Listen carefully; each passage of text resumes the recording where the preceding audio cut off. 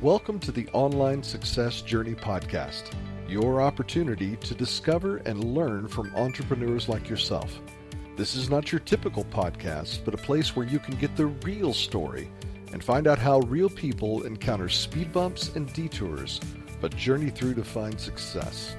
Now here's your host for the Online Success Journey podcast, Patience.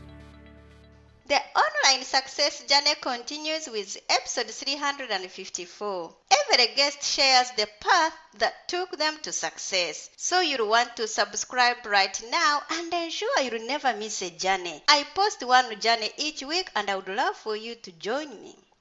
Joining us today is Dennis Little, the founder and the CEO of Ask Chef Dennis Production, where he runs one of the most successful food blogs in the world. Hello, Dennis. Hi, how are you today? I'm fine, thank you. My audience are excited to hear your story. Just start by telling us one thing we are going to learn from you today that will help us on our journey to success.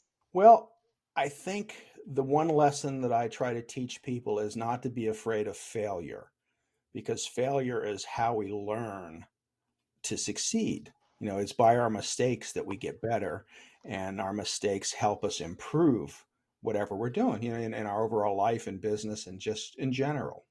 Wow, I can't wait to hear more about that. Let's get started with the basics. Can you tell my audience a little bit about your background, about what you did before you started your own business? Sure.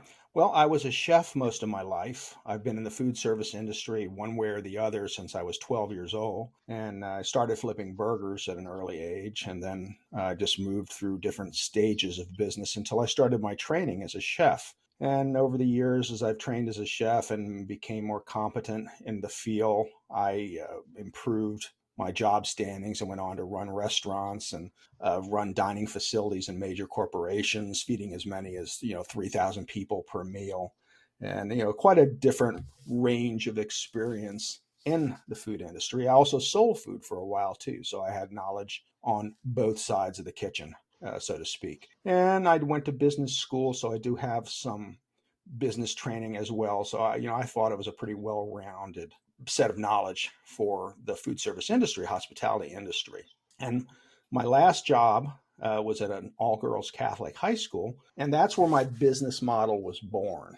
At that point, I was getting older, and I did start thinking about the future and how I would transition once I was not able to work in the kitchen every day for 10 to 12 hours a day, what I would do at that point. And I came across a model of running a food blog. I had started as a resource for the girls at the high school. I had a culinary class that I started, and I started as a resource for them. And it soon blossomed into people around the world reading my blog. And then over the years, and learning from a lot of different people and helping a lot of people, it's just kind of progressed and grown and grown and grown. And the pandemic was very, very good to me because people were staying home and cooking. So I picked up a lot of new readers over that time frame and introduced a lot of new people to my business, to AskChefDennis.com, where they could find recipes and start creating dishes in their home. Wow, what a background, Dennis. But why do you do what you do? Oh, I love it. I tell people it defines me, and they'll say, "Oh no, that doesn't define you." And I say, well, it does. I cook because I love to cook. I love to eat, so that's why I started cooking. And you talk to people, and pretty much everybody has a story about a meal that they shared with someone, with a relative, with a stranger. And we're very gregarious people, and we love to eat, and we love to meet new people. Most of us do. And you can walk away from a table making a new friend very easily thanks to food.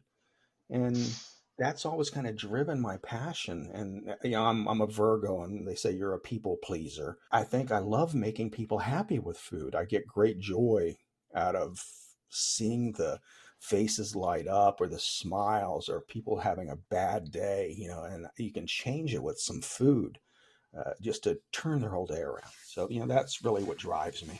Thank you. Let's put man aside. How do you know you are successful in running your blog? Oh, that's a good question. I guess we can gauge success on the amount of traffic increases and the demand for what you do. Uh, that is the only way, that's one way to gauge it. Another way to gauge it is by the response I get from readers. And that's really, I love making money at it. I mean, I would be lying if I said I didn't. Uh, but I think if it was just a money making machine and there was no joy, that it would just, I'd go back to being retired, or I would become retired. I don't think I ever did retire, but it's the joy getting comments from readers, and I'll get them from all over the world. One that stuck with me was I had a reader, and I think it was Finland or Iceland, write me, and they had made my tiramisu for their Sicilian grandfather, and they said he cried when he tasted it because it reminded him so much of home. So, things like that is like, oh, wow. I've really touched someone. Wow. Thank you for sharing. Ask Dennis. There are so many people online with food blogs and the TikToks and everywhere, and even on YouTube. What makes your recipes different from others on the internet? Well, inherently, there's so many out there, you can't reinvent the wheel. I think a recipe is a recipe, but what I share on my blog are alternatives. Or, I tell people, and when I was a chef in the restaurant, it was like, this is my recipe. This is the way it is. Either you like it or you don't. I was a more obnoxious chef at that point. I've become the kinder, gentler chef, Dennis, my wife says. And I try to give people alternatives. If they don't like something, the recipe is not etched in bronze and stone. It can be changed. You can adapt it to foods you like to eat. So I give a lot of those instances. Coming from a restaurant background, it was rare we made anything that took more than 10 to 20 minutes to make because we had to serve people. So I passed that knowledge along too. Almost all of my recipes can be made in under 40 minutes, most of them in under 30 minutes, and some in less time than that. Because people don't have time to spend all day in the kitchen, and if they do, it'll start to tire them out. I want people to find joy in the kitchen, so my recipes give you tips and how a chef would cook it, and how to source ingredients, and how to change ingredients so that you can create a dinner, a meal that you will love, your family will love, in a quick period of time. So you can spend the rest of the time just enjoying sitting at the table. It doesn't mean you have to not use the rest of the time with eating or talking. That frees up time for you to sit and talk to your loved ones, your friends, and just enjoy life. We all love food. I don't know where you go, you don't have food. Wow, thank you. Tell my audience about the magic moment, the day it suddenly all went right for you in your business.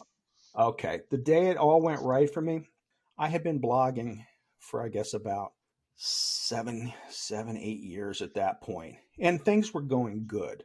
But it was not. I was making more than I had hoped I would make at that point, and I was reaching more people than I hoped.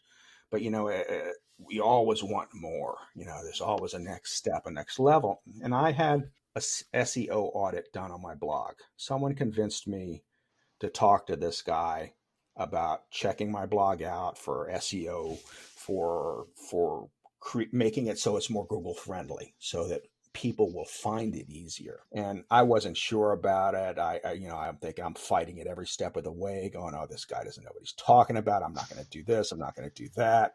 And I talked to him, and all of a sudden, the light bulb, appeared above my head, and I was like, "Oh my God, this guy's brilliant. He really knows what he's doing. He's amazingly helpful." We made a lot of changes to just the inner workings of my blog. I checked boxes that I didn't even know were there to check, and change things, and he gave me a direction. Well, the month after he did that, my business tripled and kept growing and growing exponentially.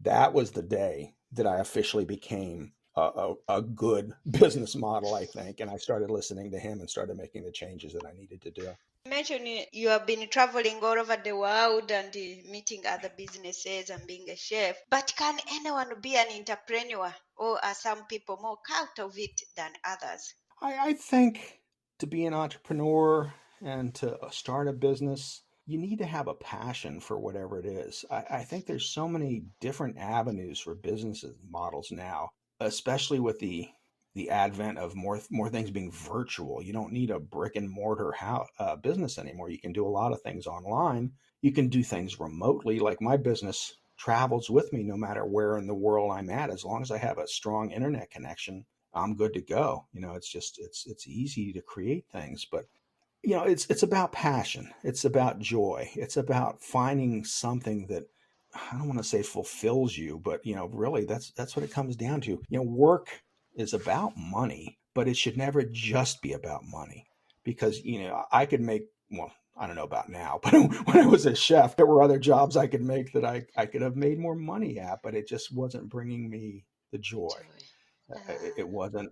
I wasn't. I'm happy to get up every morning and go to work. I had few days where I wasn't happy to go to work. How do you avoid getting burnt out? That is the trick. And sometimes it requires just shutting down the computer and walking away and finding something to breathe new life into you. I read a lot. And I'm an avid reader. I read a lot of science fiction, a lot of fantasy. I don't want to, we deal with enough of real life problems as it is. So I don't necessarily want to read about that. Mhm.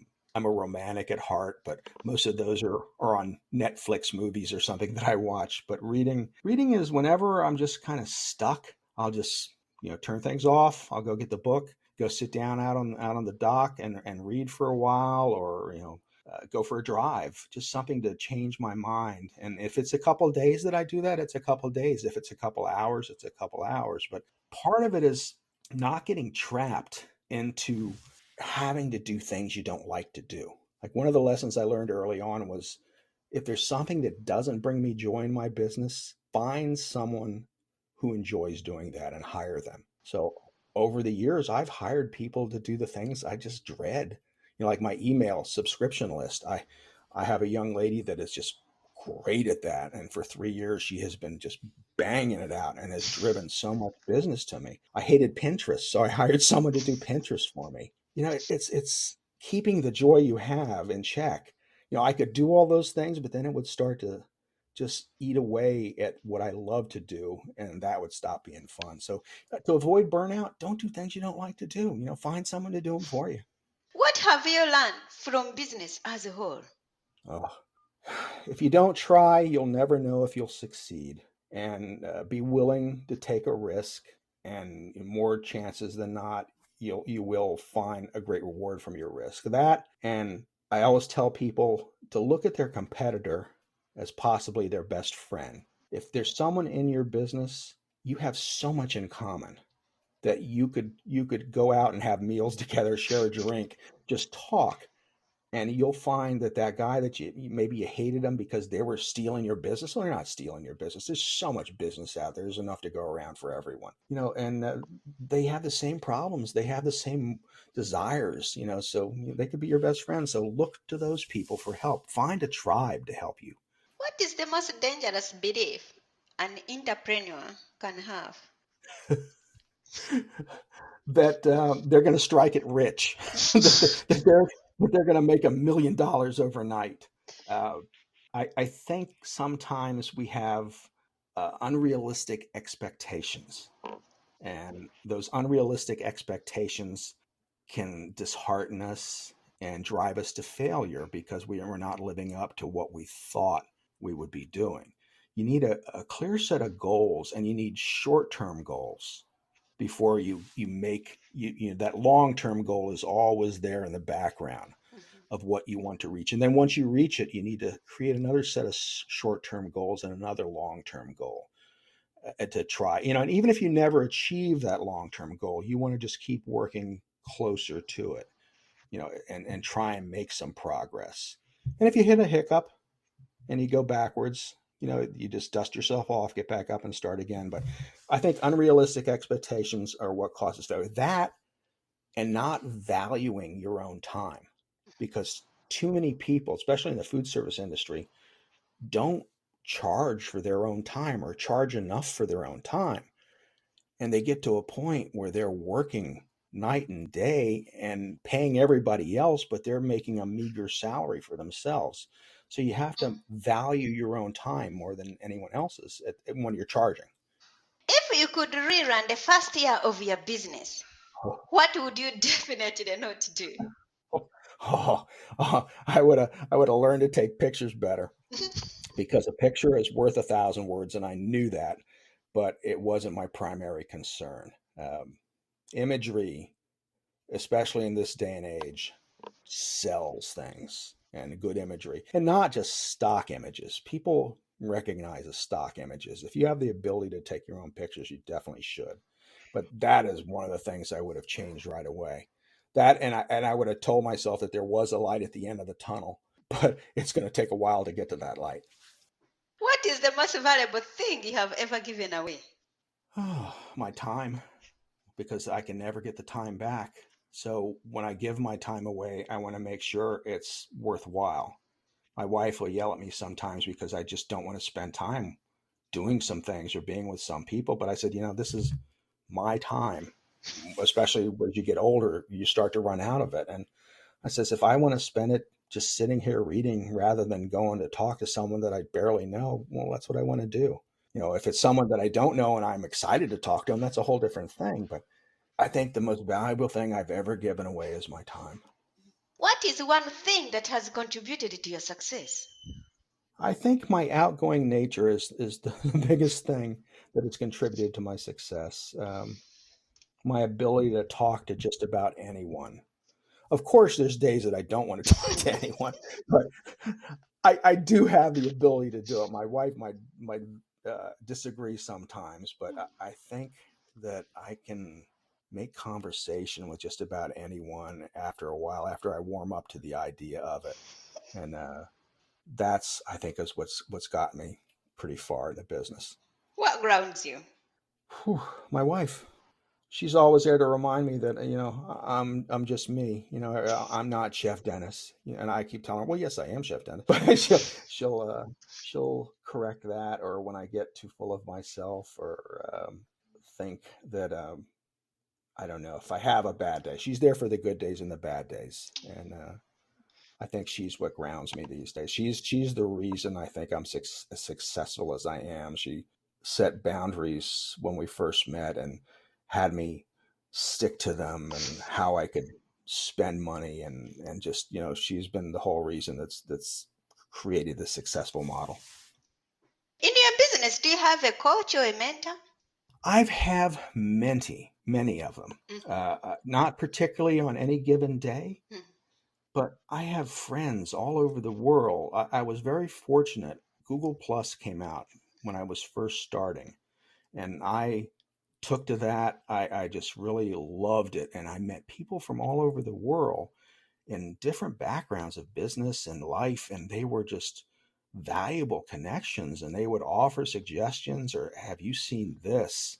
So yeah, I have business friends. I have just other kind of friends that are just everywhere, and someone has always got something to say or to add. So I think my mentors and my coaches are numerous. Not one in specific that I just listen to them, but they're just everywhere. What is one thing no one knows about you? Was one thing. I used to write jingles for commercials on the radio. What is the secret to being a successful blogger? Because many people start and they, for 1 year, Yeah. they stop. Another one, 5 months, they stop. But for you, for all these years, you've been keeping it steady and going. So, what is your secret? Well, the secret, as I mentioned in anything, is finding joy in what you do, not doing it simply for money. I think many bloggers start thinking that they're going to make a great income, and that everyone in the world is going to love them and follow them. And it does happen from time to time. But for the most part, there's a lot of hard work. People go, I wish I could live the life you live. I live a great life, but I spend 8 to 10 hours every day working on that life, except for the days that I decide to take off. But for the most part, and it's because I love doing it. So the secret to success is, it's an old saying: if you love what you do, you'll never work a day in your life. And I love what I do. There's days that it's a struggle, but for the most part, I love what I do. And that's what's made me get in there every day and work hard. So that's the secret to success. And being true to yourself. When I first started blogging, I tried to be everything to everybody. And I wasn't good at everything. I was good at a specific set of type of cooking. I mean, I could do it, but I wasn't I shouldn't be the person they're looking for that. I right now I create restaurant style recipes, things that you can make easily in your home. And I was trying to do all these other types of cooking. And it just wasn't me. So it wasn't coming across as honest and sincere. So I think a lot of times new bloggers look at it as a way to make money, as a job rather than a career, rather than something that's going to enrich their life at the same time as they're making money. And my success has been because I love what I do. Let's talk about your business. Tell us more about it and how can we join you? Well, my blog is askchefdennis.com, and across all social media, I'm Ask Chef Dennis. So it's easy. If you go onto my blog, you'll see my email address is there. You can drop me a note. If you make something or have a question about a recipe, you can leave a comment, and I try to answer them all. And I'm pretty easy to get a hold of. And I'm just loving what I do, so I'm happy to help people with their searches. Now, again, I don't do a lot of specialty recipes. Like, I'm not gluten free. I have a few. I'm not totally low fat, but I do have some naturally low fat, some keto recipes naturally. But I try to create what I like to eat and what I think other people like to eat. So if you go to askchefdennis.com, you're liable to find something you want to eat too. Thank you. There will be more from Dennis in a moment. If you are listening to this on a podcasting platform and you are encouraged by Dennis's journey, please go to our website at onlinesuccessjourney.com. In addition to the amazing free content, you can work direct with me. Check out my course, Success: How to Set Goals and Double Your Productivity, a course for achieving success in work and life, when you visit onlinesuccessjourney.com. The site has a ton of audio clips from hundreds of successful entrepreneur guests' journeys, all there to help you find the path to your own online success journey. Check it out. That's onlinesuccessjourney.com. Now, Dennis, I would love for you to share more with my audience if you are for it. Sure. Thank you.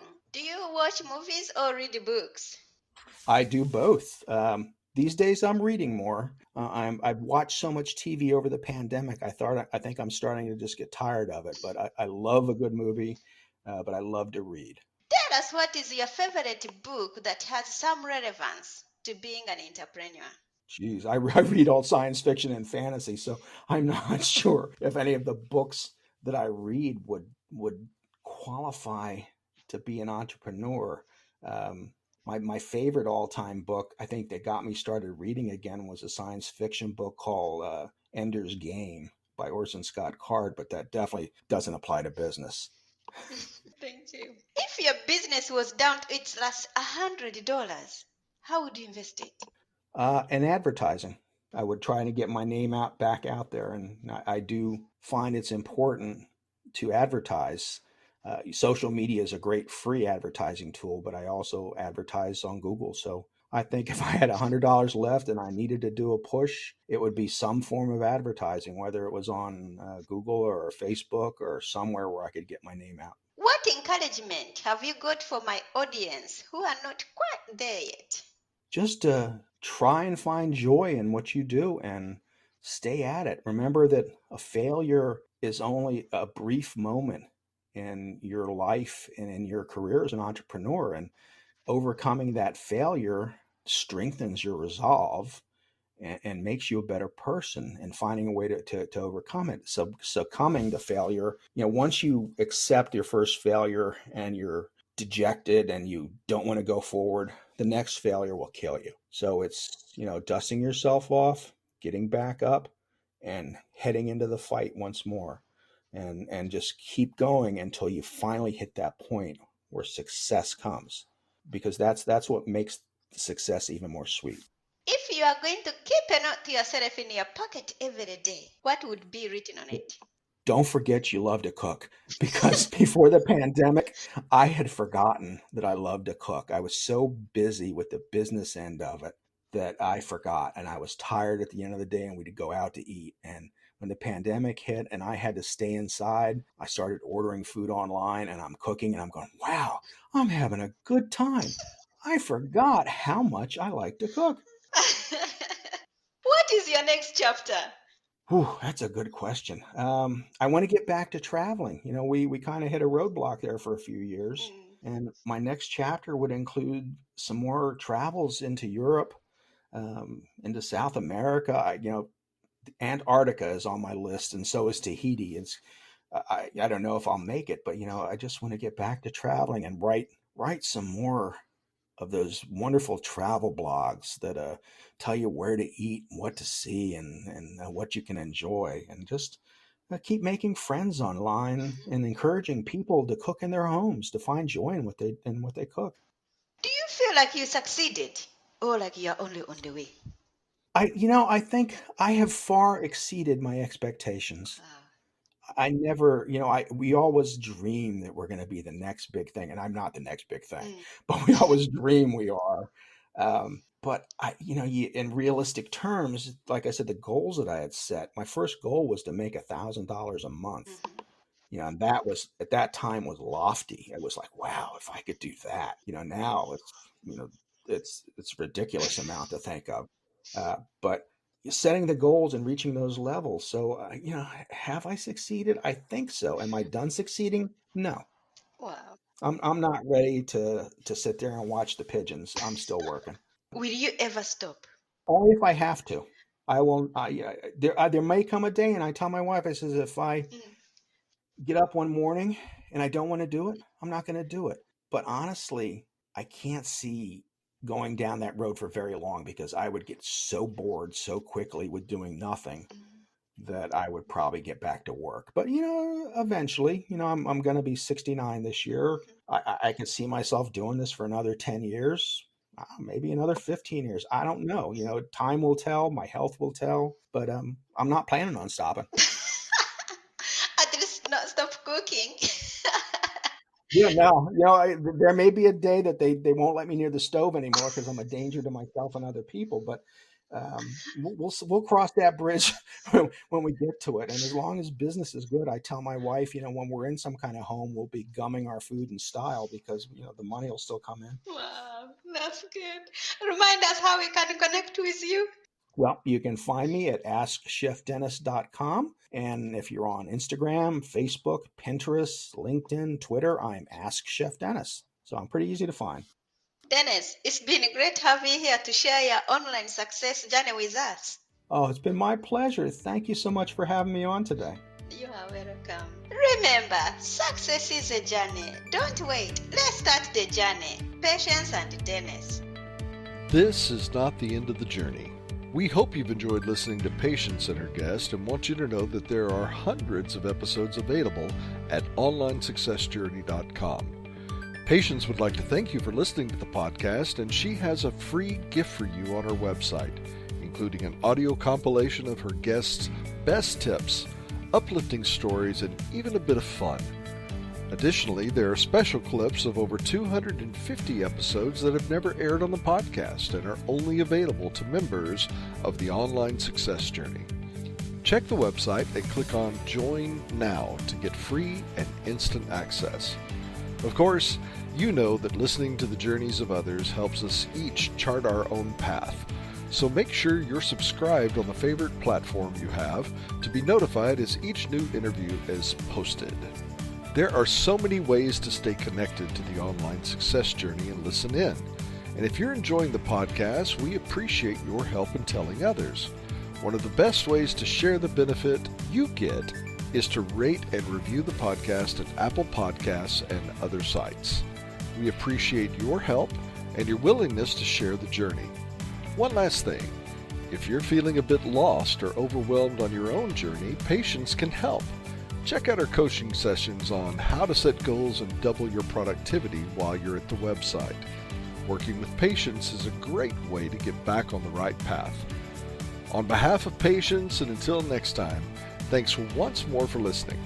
It is our hope that this podcast will guide you on your own online success journey.